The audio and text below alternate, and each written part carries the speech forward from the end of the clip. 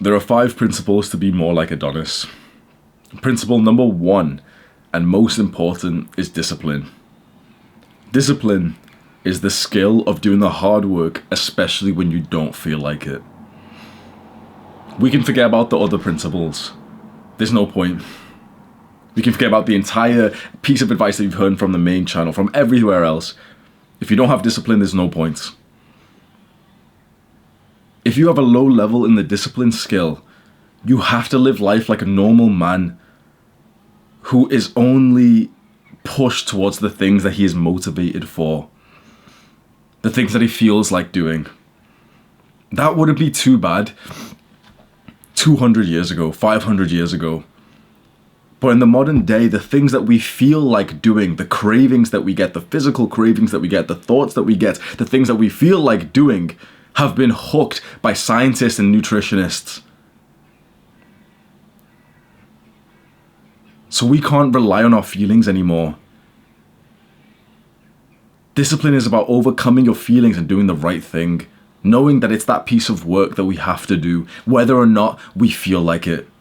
Knowing that we're going to eat clean, whether or not we get physical sensations of cravings. Discipline builds up your mental and your physical strength, which is absolutely crucial to becoming a man. We as men are judged on our strength. Physical strength is a lot less important in the modern world. Mental strength is now what's valued. But that being said, the people with the highest mental strength are nerds. They have some respect, and we look up to them because, you know, they're successful software developers, and it's Steve Jobs and it's Bill Gates. But we wouldn't want that man to lead us through a time of emergency. In times of emergency, which do still happen, we live sheltered lives, but emergencies do still happen. We look up to that leader. We look up to that guy who looks physically strong, to that fireman, who's the person who's wearing a uniform that symbolizes power.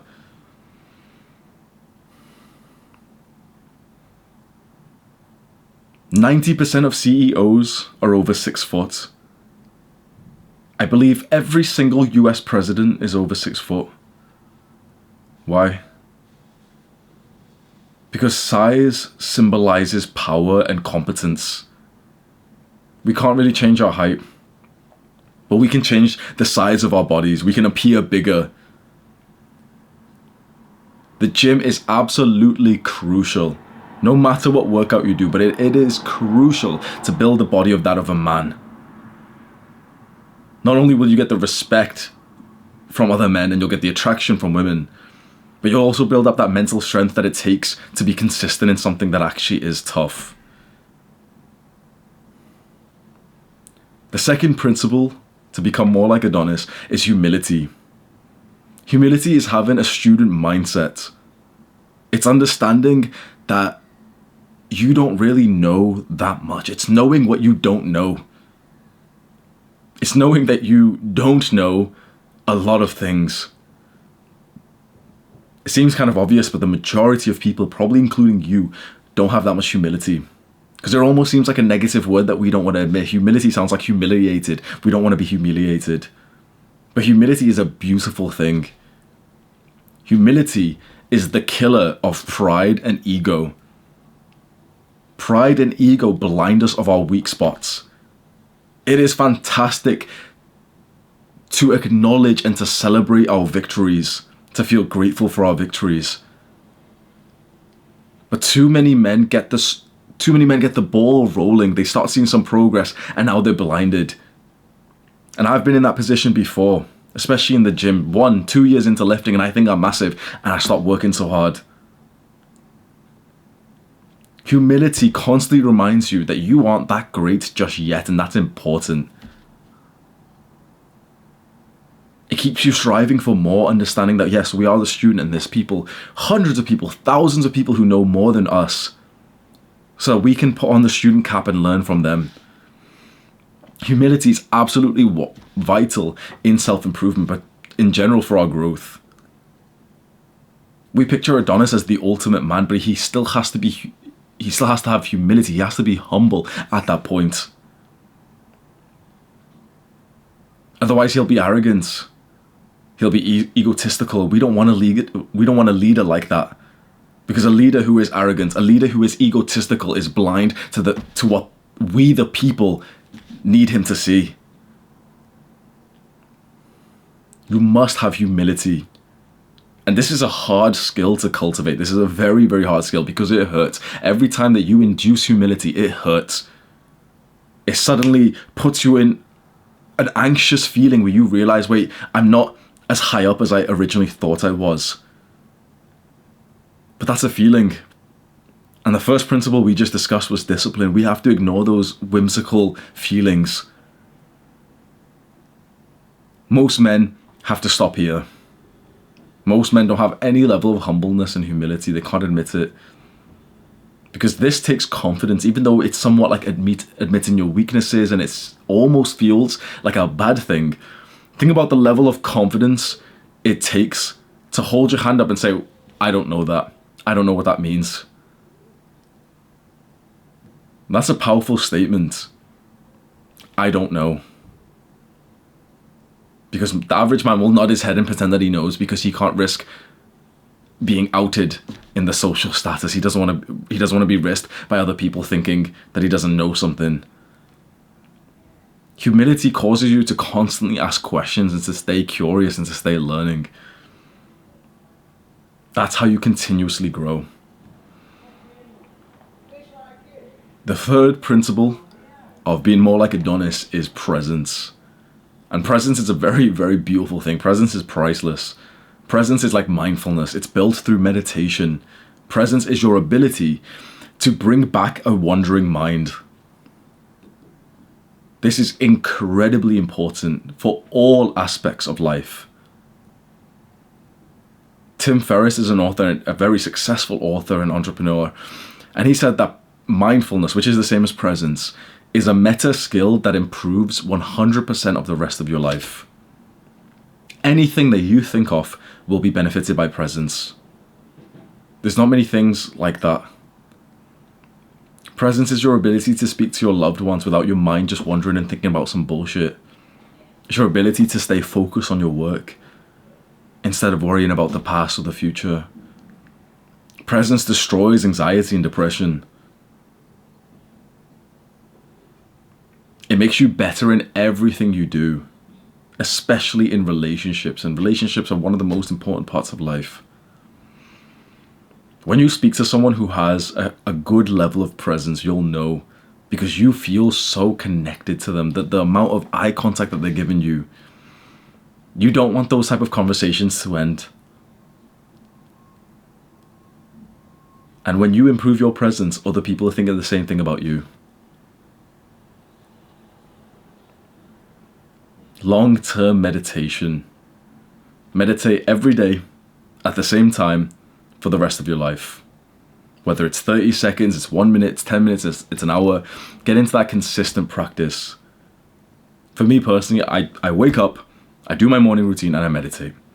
Wake up, meditate. Wake up, meditate. Wake up, meditate.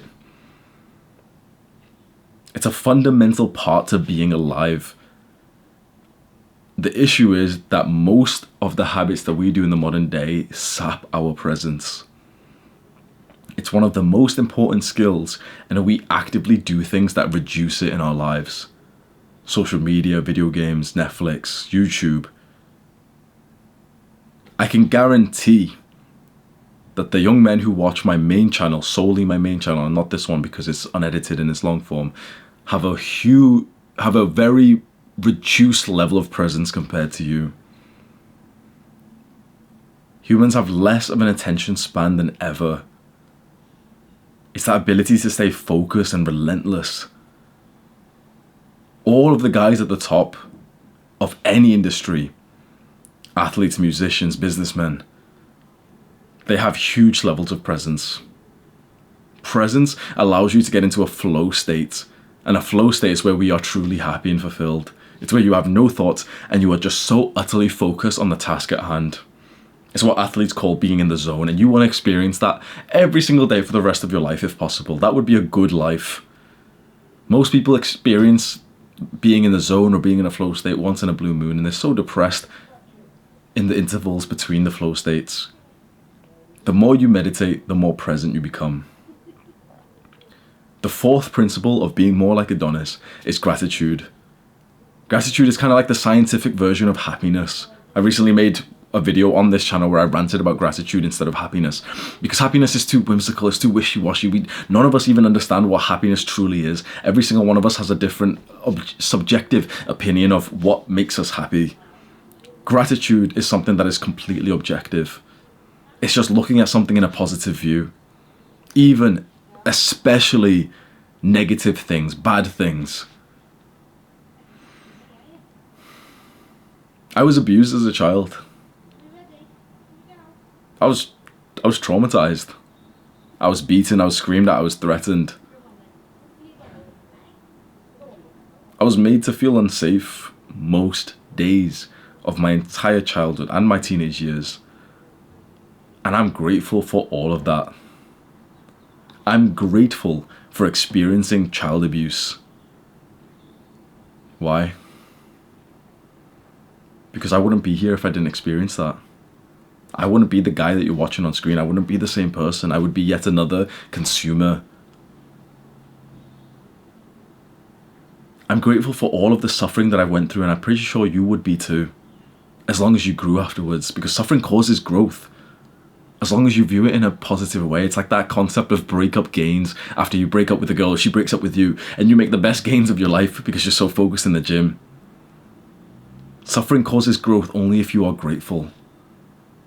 A lot of people aren't grateful. A lot of people don't count their blessings. It's in every religion to be grateful. Every single religion. Every single one preaches gratitude. The happiest people are the most grateful. And we're surrounded by a plague of people who have never even thought of being grateful anymore.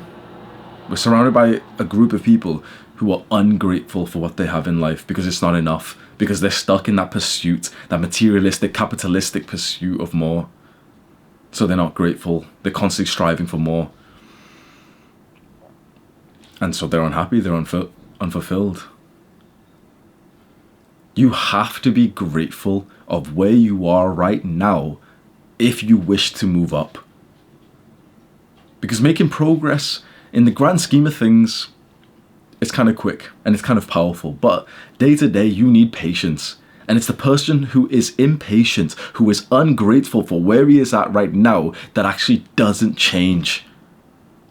But that should blow your mind. It's the person who's actually grateful. It's the person who's actually patient. They're the people who significantly change their lives. The fat guy who's impatient, what does he do?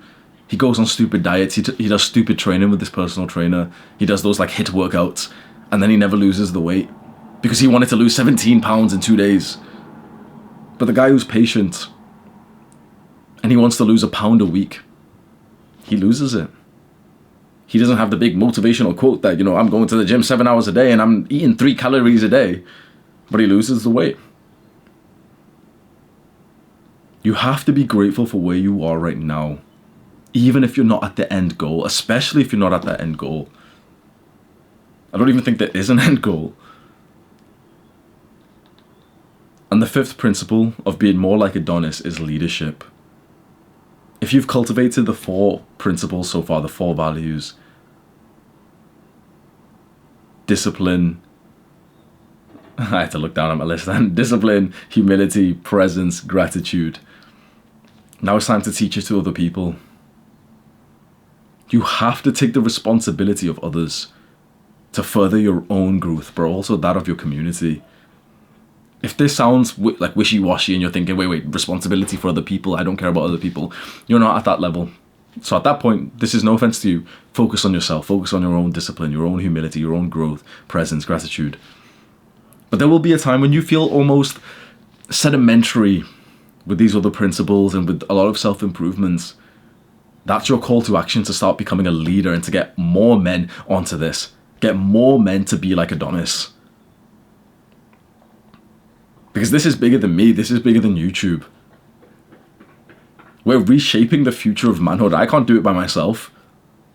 I can get you onto the same protocol as me, but you need to get your friends onto it. And this isn't me. This isn't some clever bullshit marketing tactic like, oh, share the video to, this isn't that shit. Don't show them my videos. You don't need to. Teach them what you've learned and show by example. We need more men to become like Adonis. You need more brothers to speak to, because this is a lonely fucking life if you're doing this all by yourself. And a lot of us are starting to realize that the hard times are coming. We need strong men for that time. Not only for the sake of survival, but the motivating thing is that the strong men are rewarded. The best warrior is rewarded. The man who intelligently comes up with the right idea is rewarded. The strong men are always rewarded.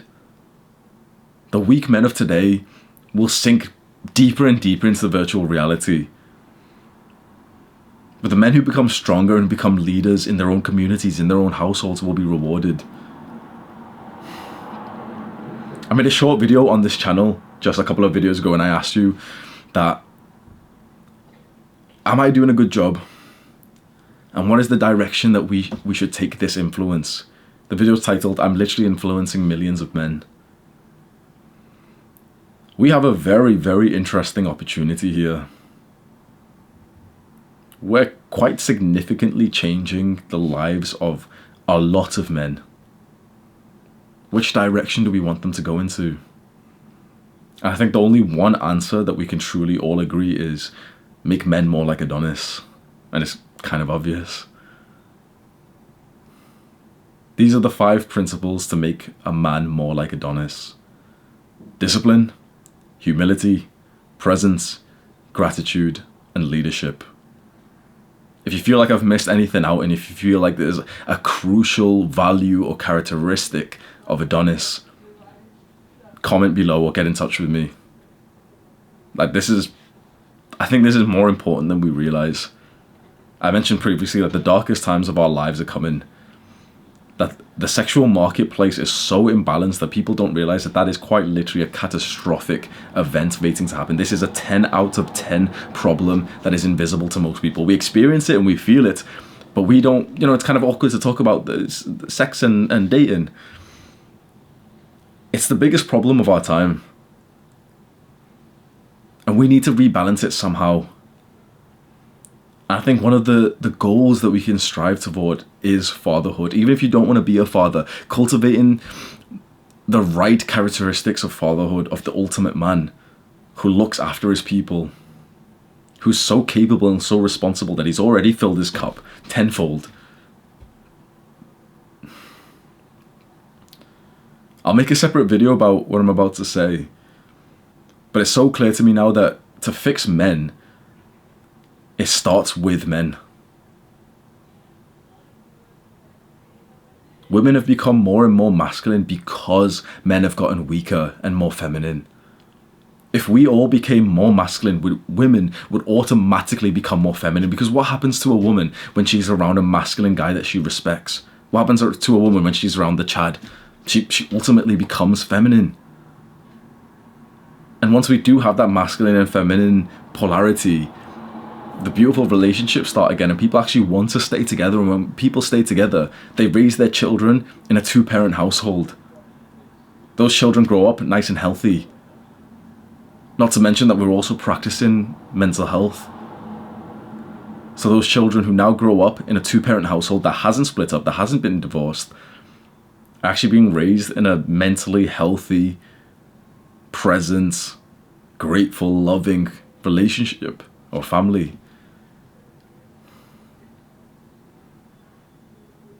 I think that's a beautiful aim for us to work towards. Let me know if you have any ideas for this. Just ruin the fucking speech. I just fucking I do the hard work, especially when you don't feel like it. Mwah.